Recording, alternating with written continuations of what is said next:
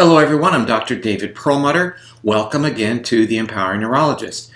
You know, one recurrent theme on the program has always been nutrition. Nutrition is really very important.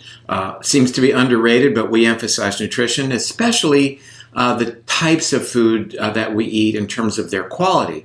You know, there's a big argument that goes on with reference to meat. Is it good or bad? And I've always come down on the side of, you know, we've got to be real careful where we source our meat from. That typically factory farm beef might not necessarily be the best choice, always opting for grass-fed beef and pasture-raised chicken.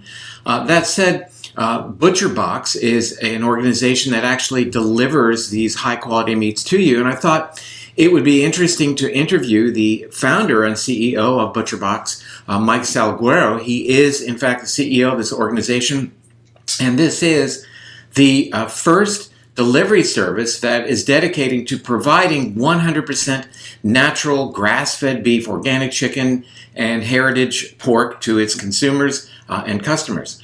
The idea of ButcherBox came to Salguero when his wife was pregnant with their first child, and they wanted to eat the healthiest food that they could find.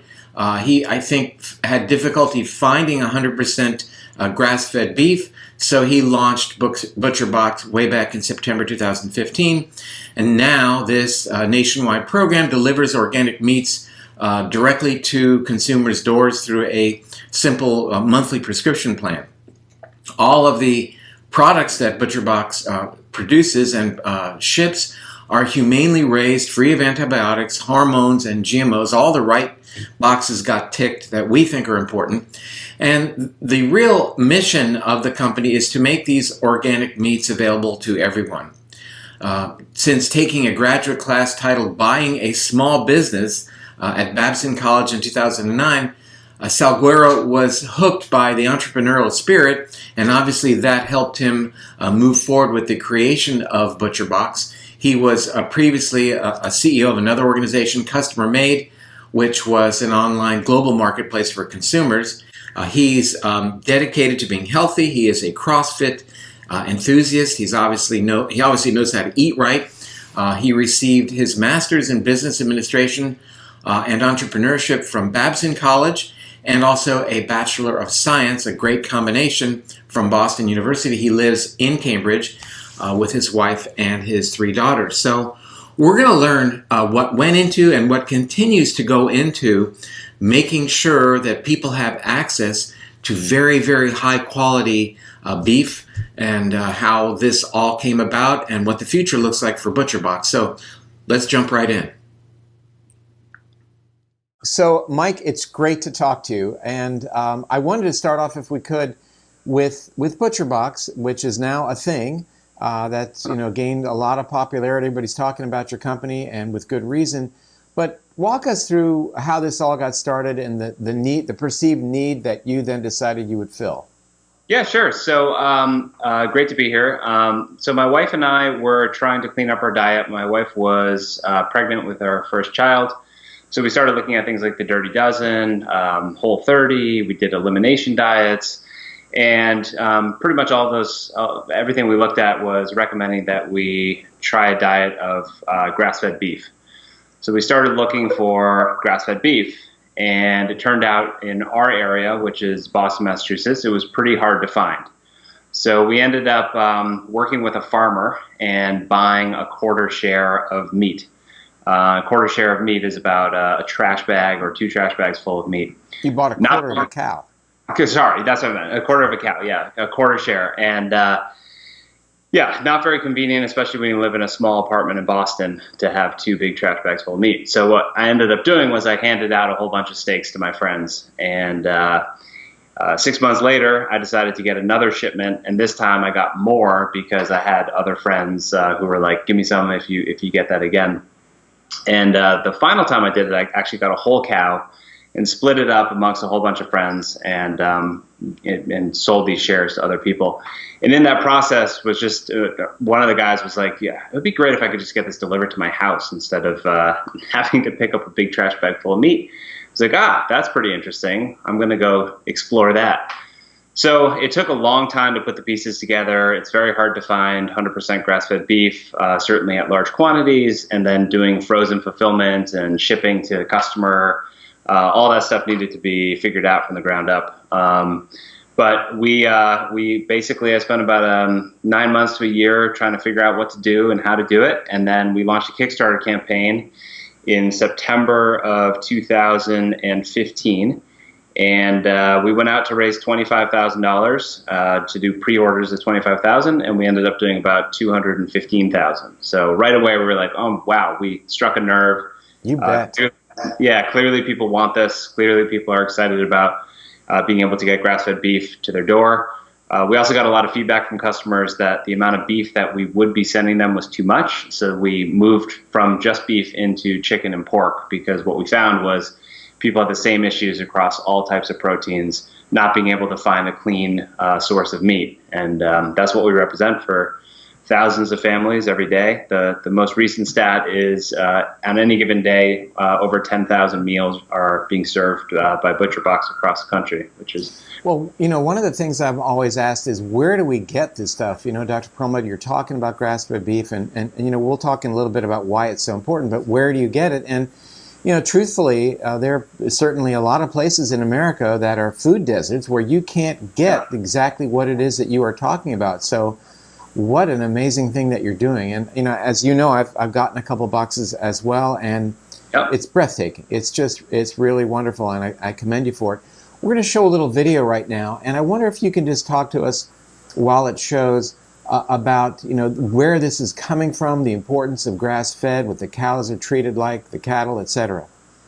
Yeah, sure. So I guess a little bit of background. So every cow starts off the same way. It goes from cow-calf, which is about the first 6 months, to another year where it's just eating grass in an open, wide pasture.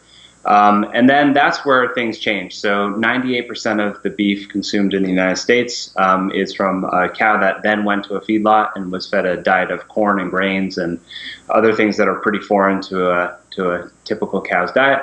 And then 2% are the ones that are grass-fed, where they just live on grass for the rest of their life. And that's what grass-fed, grass-finished, or 100% grass-fed means. It never went to a feedlot. It was never fed a diet of corn or grains. It was just fed grass. And it turns out in this country, it's pretty hard to find really great quality 100% grass-fed beef. We work with a number of collectives, a collective in California, a collective in Wisconsin, to pull some of this product. And then we've also looked abroad as well. So we have meat sources in Uruguay, meat sources in Australia, New Zealand. And what we do is we want to scour the earth to find the best possible product for our customer, because we believe that this product needs to be brought to the masses. As you were saying before with food deserts, a lot of people don't have access to this product. We found that 40 to 50% of our customer likely goes into the grocery store and can't buy grass-fed meat. So there's a real opportunity for us to deliver something directly to that person's door. It might be a listener of yours, has always been convinced I should eat grass-fed beef, but I don't know where to get it. And that's the solution that we provide for lots of people. Well, that's why you're on the program today, because I really want people to understand that this is now available. And tell me about affordable. Yeah, right. So our meat is priced at less than $6 a meal. So essentially a box shows up at your door. You can choose whether you get it every month or every other month. It's $129, which is the normal price, and it's about 25 meals per box. And if you choose a box that has chicken and pork, it's usually more than if you just choose all beef. All beef is traditionally a more expensive product, but the idea we want to do is just provide a lot of value for the customer. We want you, the customer, to choose us rather than going to a butcher or going to the grocery store and trying to figure out what these labels mean and what the right product is. We just want to take buying meat and buying your protein off of your list of things that are keeping you up at night or keeping you stressed out. Maybe so. Why grass-fed? Why is it so darn important?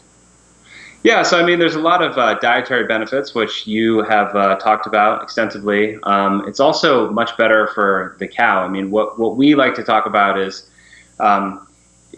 you have 98% that go to this feedlot, and they're oftentimes given antibiotics and hormones to grow really fast. And essentially, if you're following some sort of diet, paleo diet or ketogenic diet or lots of other diets where you're avoiding grain, why would you then go eat some meat from something that was fed this foreign substance that their body can't handle?